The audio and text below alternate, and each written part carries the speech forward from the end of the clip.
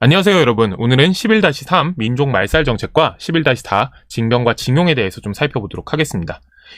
우리가 오늘 지금 배우는 파트 같은 경우는 지난 시간의 연장선상이라고 생각을 하시면 돼요. 1930년대에 이제 본격적으로 일본이 침략전쟁에 나서기 시작을 하면서 이 침략전쟁에 필요한 물자를 확보하기 위해서 조선을 공업화시키고 그 다음에 병창기지화시키는 모습들을 우리가 살펴보았었죠. 그리고 이런 물자들을 훨씬 더 효율적으로 동원하기 위해서 전시 동원 체제를 만들어 나가는 모습도 우리가 살펴보았습니다. 자, 그럼 그 과정에서 실제 그 식민지 조선에서 어떤 일들이 일어나는지를 구체적으로 살펴보는 거라고 생각하시면 되겠습니다. 자, 우선은 이런 전시 동원 체제를 효율적으로 운영하기 위해서라도 조선인들이 어떻게 보면 자발적으로 이런 전시 동원 체제에 참여하도록 만드는 게 되게 중요하겠죠. 그러기 위해서라도 조선인이라는 민족성을 최대한 어떻게 보면 제압하거나 아니면은 없애버리는 필요가 있었던 거예요. 일본, 특히 천황에 충성하는 국민들로 만들어 버릴 필요가 있었던 거겠죠. 조선인이라는 개념 자체를 아예 하지 못하도록. 그게 바로 민족 말살 정책이라고 볼 수 있습니다. 그 구체적인 내용을 좀 살펴보도록 할 거고요. 자, 그리고 이걸 통해서 어떻게 보면 황국 신민, 즉 천황의 나라에 신하되는 백성이 된 조선인들을 전쟁에 직접 동원해 나가는 모습들이 나타나겠죠. 처음에는 무기를 직접 쥐어주지는 않습니다. 무기를 조선인들에게 쥐어준다는 것 자체가 일본 입장에서 상당히 부담스러울 수 있었기 때문에. 자, 그러다 보니까 이 전쟁 물자를 생산하고 어떻게 보면 만들어내는데 필요한 노동력이 부족해질 거 아니에요. 일본인들이 먼저 군인으로 끌고 가니까. 자, 그래서 이런 노동력을 채우기 위한 강제 노동을 조선인들에게 강요하는데요. 그게 바로 징용입니다. 강제 노동. 그리고 이런 강제 노동이 남성뿐만이 아니라 여성들에게도 가해지게 될 거고요. 그리고 이 과정에서 심각한 전쟁 범죄인 일본군 위안부 문제도 발생하게 됩니다. 자, 그리고 이걸 넘어서 이제 이런 강제 노동력을 끌고 가는 걸 넘어서서 아예 군인으로 끌고 가는 형태들도 나타나게 되는데요. 그것도 살펴보게 될 거고요. 자, 이런 인력의 동원뿐만이 아니라 물자의 동원도 상당히 활발히 이루어지게 되겠죠. 그것을 마지막으로 1930년대, 40년대의 내용을 정리를 한번 해보도록 하겠습니다. 자, 그럼 첫 번째 이제 쏟아놓은 민족 말살 정책에 대해서 살펴보도록 할 텐데요. 요게 되게 잘 정리를 해놓은 것 같아요. 한국인을 억지로 뭘로 만들다? 일본인으로 만들려고 했다라는 거예요. 자, 그래서 이 민족 말살 정책을 뭐라고도 하냐면 천황의 나라에 신하된 백성으로 만드는 정책. 그래서 황국 신민화 정책이라고도 표현을 합니다. 황국 신민화 정책이 곧 민족 말살 정책과 같은 개념이라고 생각을 해주시면 돼요. 자, 목적은 보시면요. 한국인이라는 민족 의식을 말살해서 없애서 뭐에 동원하겠다? 침략 전쟁에 쉽게 동원하겠다라는 겁니다. 왜냐하면 그 이전에는 일본을 위한 전쟁이기 때문에 우리가 왜 여기에 우리 목숨을 걸어야 돼? 왜 우리가 여기에 우리 물자를 제공해야 돼? 라는 반발이 생길 수 있잖아요. 그런 반발을 하지 않고 자발적인 동원이 되도록 만들겠다라는 거예요. 자, 그러다 보니까 이런 두 가지 주장이 상당히 강조가 됩니다. 내선일체라는 표현이 등장해요. 이 내선이라는 건 뭐냐면 안내자인데요. 그 당시에 일본을 내지 안쪽의 땅이라고 불렀어요. 자, 그리고 선은 조선이겠죠. 이게 한 몸이라는 거예요. 자, 그리고 일본과 조선의 조상이 뭐하다? 아이고, 이게 또 오류가 났네요. 조상이 틀렸네요. 한자를 쓰려고 그랬는데 지금 헷갈리네요. 같다라는 주장도 나타나기 시작을 해요. 되게 늘어졌으니까 다시 한번 해보도록 합시다. 내선일체라는 건 일본과 조선이 한 몸과 같은 존재다라는 거고요. 일선동존이라는 건 뭐냐면 일본과 조선이 결국엔 조상이 결국엔 하나이다. 그러니까 우리는 원래 하나야 라고 주장을 하면서 민족성이라는 거, 조선이라는 민족성이라는 것 자체가 있을 수 없는 거다라는 걸 계속해서 강조를 하는 모습들이 나타난다는 겁니다. 왜? 침략전쟁에 동원하기 위해서. 자, 구체적인 정책들을 살펴보면요. 황국 신민 서사라는 걸 만들어서 이 일왕, 즉 천황에게 충성하는 맹세문을 만들어서 이걸 억지로 외우고 제창하도록 합니다. 하루에 몇 번이고 이런 것들을 강제로 시키는 거예요. 사람들을 세뇌를 시키겠다라는 거죠. 자, 그리고 궁성요배라고 해서, 즉 천황이 살고 있는 궁성을 향해서, 즉 도쿄를 향해 가지고 허리를 굽혀서 절하도록 강조합니다. 이것도 하루에 몇 차례씩 그러니까 시간을 정해놓고 계속해서 이런 것들을 강조를 하는 거예요. 자, 그리고 원래는 초등학교였던 소학교라는 이름으로 불렸는데요. 이걸 국민학교라는 이름으로 바꿉니다. 이 국민학교라는 이름이 뭘 뜻하냐면 황국 신민의 학교라는 의미예요. 이걸 계칭을 함으로써 초등교육도 결국에는 일본의 어떻게 보면 침략전쟁에 동원하는 수단으로 활용을 하기 시작을 했다라는 거죠. 자, 그리고 신사라고 해서 일본 고유의 종교인 신토라고 불리는 종교가 있는데요. 이 신토가 핵심은 뭐냐면 일왕, 천황을 숭배하는 종교예요. 이 신사의 강제적인 참배를 하도록 하게 하는 겁니다. 그리고 이 침략전쟁에서 만약에 전사를 하게 될 경우에는 천황을 위해서 죽은 사람들이기 때문에 이 사람들이 전부 다 신이 된다라고 생각을 하거든요. 이 신토에는. 그렇기 때문에 이들을 참배하는 어떻게 보면 행사들을 계속해서 사람들에게 강요를 하는 겁니다. 이걸 통해서 침략전쟁의 어떻게 보면 정당성을 홍보할 뿐만이 아니라 이 침략전쟁이 당연한 거고 내가 여기에 적극적으로 뛰어들어야 한다는 인식을 심어주려고 했던 거겠죠. 자, 그리고 그 중에서도 가장 우리가 잘 기억해둬야 되는 거, 우리가 일반적으로 창씨 계명이라고 부르는 성과 이름을 일본식으로 바꿀 것을 요구하는 정책도 시행을 합니다. 처음에는 이거를 강요하지 않았고요. 처음에는 최초에 시행할 때는 이것도 이제 가능하게 해줄게 이런 식으로 홍보를 했어요. 근데 당연히 조선인들이 자기 성을 버리고 이름을 바꾸려고 하지 않을 거 아니에요. 그러다 보니까 총독부가 이거를 강제로 시행하게 합니다. 뭐냐면 이 창씨개명을 하지 않을 경우에는 학교도 가지 못하게 하고요. 그 다음에 이 창씨개명이 되지 않은 소포 같은 것들은 배달도 못하게 합니다. 자, 그러다 보니까 일상생활 자체가 불가능해지게 만들어버리는 거예요. 강제적으로 이런 창씨개명을 강요를 함으로써 조선인들이 조선인이라는 어떻게 보면 인식 자체를 못하도록 만드는데 초점을 맞췄다는 거겠죠. 자, 중요한 거. 한국인을 억지로 뭘로 만들려고 했다? 일본인으로 만들려고 했다라는 겁니다. 자, 근데 여기서 오해하지 말아야 할 게 있어요. 이렇게 되다 보니까 어떤 오해들을 하냐면 그럼 이제 한국인도 똑같이 일본인처럼 대우를 해주려고 했던 거네? 라고 생각할 수 있는데요. 거기서 오해를 하시면 안 됩니다. 중요한 건 이렇게 생각하시면 돼요. 2등 일본인으로. 즉 1등인 일본인이 원래 있는 거고요. 1등이 원래 일본인이 있는 거고요. 조선인들을 조선인이라는 인식 없이 천황에게 충성하는 백성, 즉 2등 시민으로서 만들려고 했다라는 겁니다. 즉 동아정책은 동아정책인 거예요. 일본인으로 만들려고 하기는 했어. 자, 근데 기본적으로 뭘 전제로 했다? 차별을 전제로 했다. 이 차별을 전제로 한 동아정책이었다는 걸 꼭 기억을 해두실 필요가 있습니다. 자, 알아둘 건 뭐냐면 내선 일체이지 내선 평등이 아니에요. 여기서 더 중요한 건 내지, 즉 일본입니다. 일본이 몸통이라고 한다면 조선은 격가지인 거죠. 자, 그리고 일선 동조론은 그럼 어떻게 된 거예요? 똑같은 거 아니에요? 라고 생각할 수도 있기는 한데 이 일선 동조론 같은 경우는 이 일선 동조론을 주장했던 게 일부의 주장이기는 했어요. 우리가 여기서 워낙에 핵심적으로 기억을 해둬야 될 내용이다 보니까 강조를 할 뿐이지 대다수의 일본 어떻게 보면 정치인들이라든지 아니면 총독부의 관료들이 이 일선 동조론에 어떻게 보면 입장을 취하지는 않았던 거예요. 특정 총독이 이 일선 동조론을 상당히 강조했던 시기가 있기는 한데 그 총독이 총독 자리에 있지 않을 때에는 이 일선 동조론 같은 경우는 직접적으로 어떻게 보면 주요 주장으로 펼쳐지지는 않습니다. 즉 중요한 거 요거죠. 차별을 어쨌든 전제로 했다는 거예요. 2등 국민을 만들려고 했다는 거예요. 일본인은 일본인인데 권리를 갖지 않고 한국 신민으로서 천황에게 충성만 하는 일본인을 만들려고 했다는 거죠. 그렇게 돼야지만 쉽게 동원할 수 있으니까.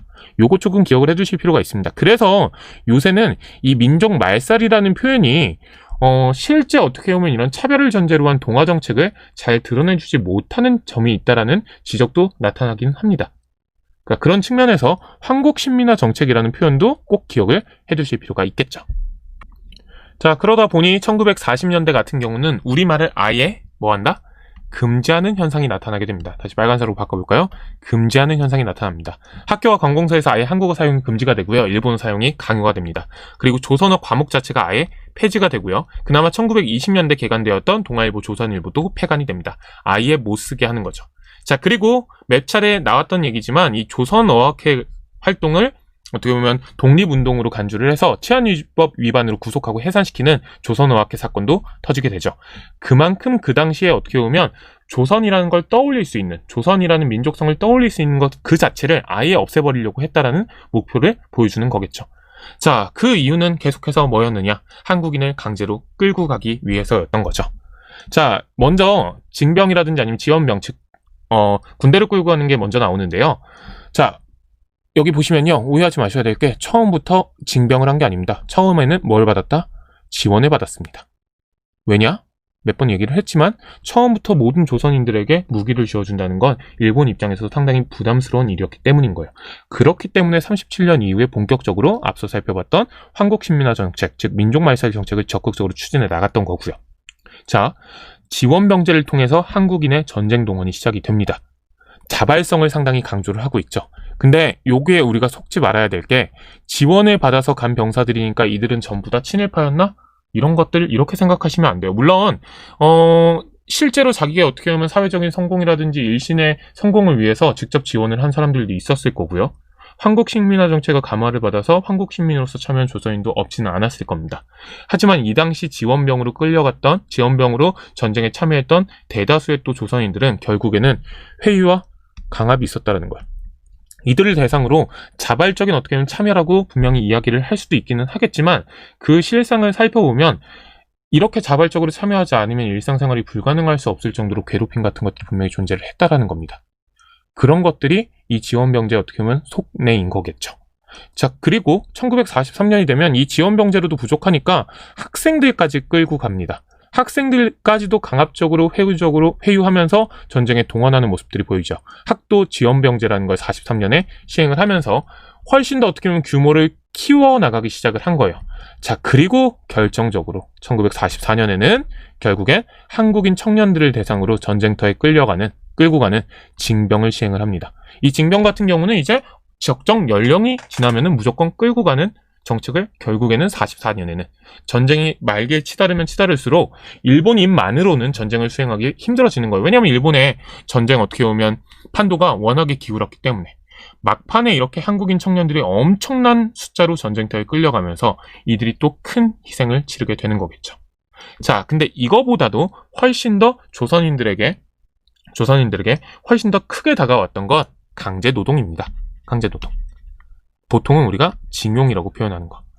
원래는 모집과 알선을 통해서 이루어지는데요. 이 모집과 알선도 지원병제와 마찬가지로 회유와 강압이 계속해서 이루어졌습니다. 게다가 뭐도 있었을까요? 기만, 속이는 것도 있었겠죠. 이 징용을 신청을 해가지고 너가 만약에 징용을 참여를 하면 먹을 것도 주고 재워주고 그 다음에 저금도 잘 시켜주고 적정 기간 잘 일하다 오면, 일본에서 잘 일하다 돌아오면 집도 장만할 수 있고 토지도 장만할 수 있는 그런 여유가 생길 거야. 이런 식으로 막 속이면서 사람들을 끌고 갔던 겁니다. 그런 일들이 초기에는 비일비재하게 벌어졌던 거고요.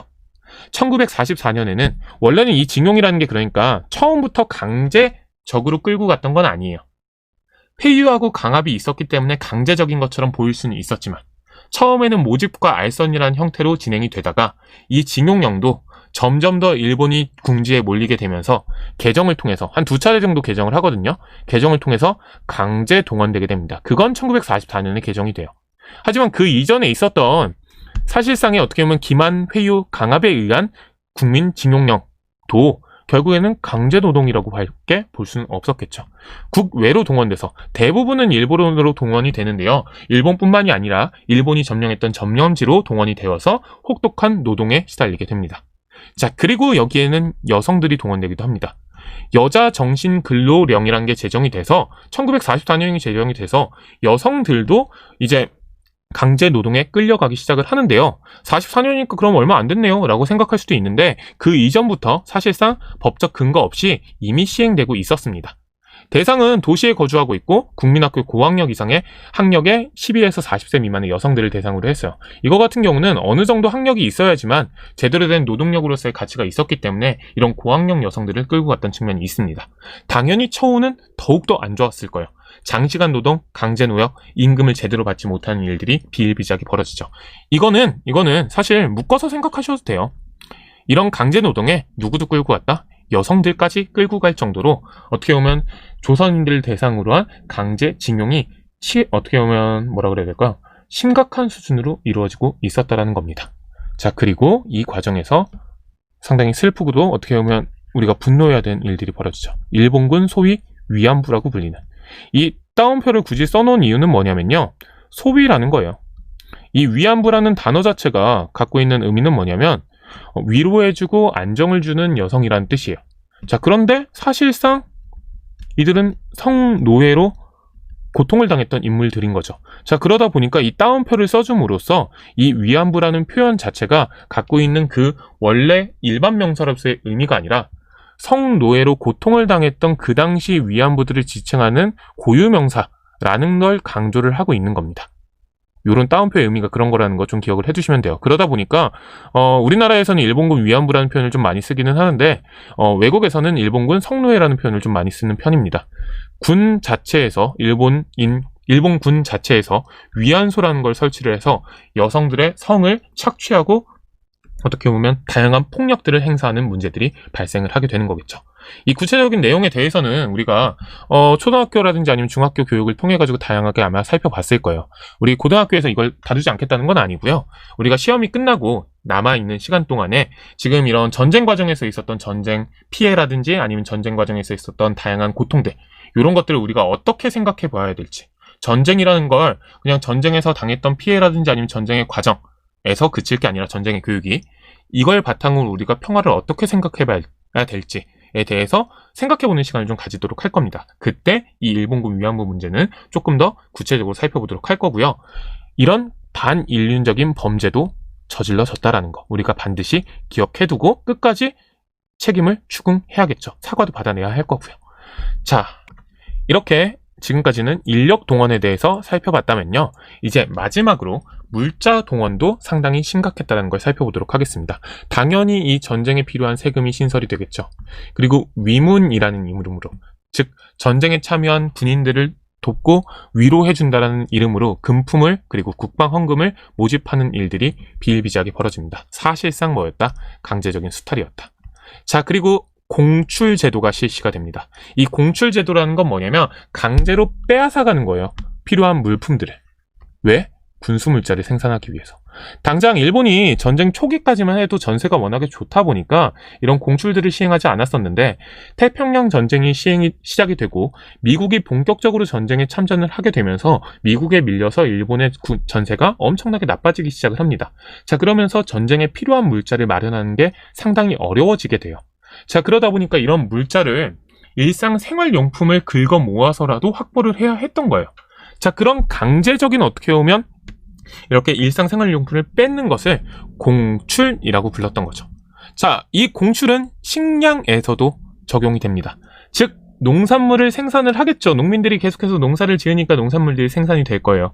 자, 그런데 이걸 생산한 농민들이 마음대로 처분을 하지 못하도록 하는 겁니다. 이 식량을 일단 다 거두어 가서 공출을 해가서 그걸 총독부에서 배급을 합니다. 그러니까 배급제를 시행을 하는 거예요. 완벽한 통제 체제가, 경제가 완벽하게 통제되는 체제가 만들어지게 되는 거겠죠. 자, 그리고 이때 이것도 좀 기억을 해주실 게 1930년대 초반에 중단되었던 산미증식 계획이 다시 재개가 됩니다. 자, 이건 당연히 군량을 확보하기 위한 거겠죠. 즉 전쟁 물자, 군수 물자를 확보하기 위한 산미증식 계획이 재개된다는 거 기억을 해주실 필요가 있습니다. 그렇기 때문에 당연히 궁핍함이 훨씬 더 심해지게 될 겁니다. 일부 친일파는 적극적으로 협력하는 모습도 보여줍니다. 특히 이 일부 친일파들, 1930년대 조선의 공업화가 훨씬 더 본격적으로 실시가 되면서 자본을 훨씬 더 많이 번 조선 출신 경제인들이 또 늘어나게 될 거 아니에요. 그들이 적극적으로 친일파로 가담을 하면서 적극적인 협력을 펼치게 됩니다. 자, 이 친일파 협력 과정에서 또 뭐도 있냐면 이런 것들도 있겠죠. 이 지원병제, 여기 보시면요. 이 지원병제라든지 아니면 이런 징용, 전부 다 사람들이 가길 꺼려하고 어떻게 보면 가지 않으려고 되게 많은 시도들을 했을 거 아니에요. 여기에 대해서 그 당시 친일 인사들 같은 경우는 적극적으로 우리가 가야 한다. 우리가 한국 시민으로서 우리의 의지를 보여줘야 한다. 라는 목소리를 내는 사람들이 상당히 많았던 겁니다. 요 친일 인사들. 대표적인 인물이 이것도 또 이광수가 있습니다. 이 이광수 같은 경우는 1920년대에 타협적 민족주의자의 대표적인 인물이었던 거죠. 그때까지만 해도 조선 민족의 이익을 위해서 우리가 총독부에 타협해야 된다라고 이야기를 했었던 거예요. 물론 그때도 이미 상당히 친일적인 모습을 보이기는 했었지만 1930년대 후반이 되면 될수록 이 사람 같은 경우는 이제 아예 완벽하게 변절을 하는 겁니다. 이런 인물들, 그러니까 이 인물 말고도 수많은 인물들이, 특히 타협적 민족주의 계통의 인물들 같은 경우는 완벽히 뭐하는 모습? 변절하는 모습들을 보여주게 되는 거겠죠. 요게 1940년대의 상황이었습니다. 자, 이렇게 침략전쟁이 본격화된 이후에 식민지 조선이 구체적으로 어떻게 변화해 갔는지에 대해서 살펴봤는데요. 자, 다음 시간 얘기를 하기 전에, 자, 그럼 생각을 잘 해보시면 1910년대 무단통치, 1920년대 소위 문화통치가 시행이 됐습니다. 자, 이 문화통치 과정에서는 조선인들도 다양한 사회활동들을 할 수 있었겠죠. 자, 근데 이 사회활동들이 1920년대 후반에 민족주의 계통과 사회주의 계통 간의 어떻게 보면 갈등이 다시 고조가 되고, 혁명적 노동조합 운동이라든지 그러니까 농민조합 운동처럼 사회주의화 경향이 훨씬 더 강해지는 혁명적 활동들이 펼쳐지면서 기존의 사회운동들이 되게 쇠퇴를 하기 시작을 합니다. 근데 그것만이 아니었던 거예요. 1930년대 본격적으로 침략전쟁이 지속이 되면서 아예 민족 말살 정책이라든지 황국식민화 정책이라고 부를 수 있는 이런 정책들이 본격화되면서 아예 사회운동 자체가 불가능해지는 현상이 나타나기 시작을 했던 겁니다. 특히 1937년 이후에 중일전쟁 이후에 일본은 국민총동원법이라는 걸 제정을 함으로써 국가 전체를 전쟁에 맞게 개조해 가기 시작을 했던 겁니다. 여기에 어떻게 보면 거슬리는 것들은 모조리 다 제거하고 어떻게 보면 통제하려고 했던 거죠. 그런 과정들을 우리가 살펴봤잖아요. 그 속에서 다양한 활동들을 펼칠 수 있다? 그건 불가능했을 거예요. 그런 어떻게 보면 상황도 우리가 이해를 할 필요가 있다는 겁니다. 1920년대 말에 사회운동이 쇠퇴를 하고 결국엔 그 이후에 다양한 활동들이 거의 불가능했다는 점들. 자, 그럼 이제 앞으로는 이제 앞으로의 수업 시간에는 1930년대, 40년대 본격적인 침략 전쟁이 이루어지는 과정에서 우리 민족 운동은 그럼 어떻게 펼쳐졌는지에 대해서 살펴볼 텐데요. 자, 변화가 있을 겁니다. 그 변화는 뭐냐? 만주 지역이 일본의 손에 떨어졌다는 거고요. 첫 번째 변화는. 그리고 두 번째 변화는 본격적으로 중국이 일본과 전쟁을 벌이기 시작을 한다는 겁니다. 즉, 둘 다 일본의 침략 전쟁이 본격화되면서 펼쳐지는 변화인 거겠죠. 이 과정에서 민족운동이 과연 어떤 식의 전개 과정을 거치게 되면서 어떤 의미를 우리가 얻게 되는지 살펴보도록 하겠습니다. 다음 시간부터요. 오늘 수업은 여기까지입니다.